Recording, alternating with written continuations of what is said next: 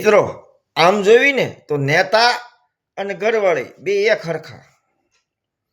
નેતા હોય ને એ ચૂંટણીમાં આપણે પસંદની લાવ્યા હોય ચૂંટાવી, અને ઘરવાળી હોય ને એ આપણી પસંદની હોય કે આપણે જોવાઈ ગયા હોય, આપણને ગમે, પછી આપણે એને હારે લગ્ન કરીને ઘરે લાવી. નેતા હોય એને આપણે પસંદ ના હોય, 10 જણા ઊભા હોય પણ એમાંથી આપણે પસંદ ન હોય એને મત દઈને આપણે ચૂંટાવીને લાવી કે ગામમાં શહેરમાં શાંતિ રહે એ માટે.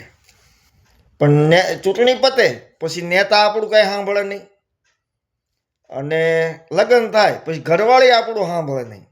એ એના મનનું ધાર્યું કરે, નેતા એના મનનું ધાર્યું કરે. તો સારું એ નથી સમજાતું કે એ બે માસીએ ભાઈઓ છે કે મામા ભાઈના. તમને શું લાગે છે? કોમેન્ટ કરો કે માસીએ ભાઈઓ છે કે મામા ભાઈના. કાંઈ ખબર નથી પડતી. કોમેન્ટ કરીને જરૂર જણાવજો, એટલે મને કંઈક આગળ વિચાર ખબર પડે. રાધે રાધે.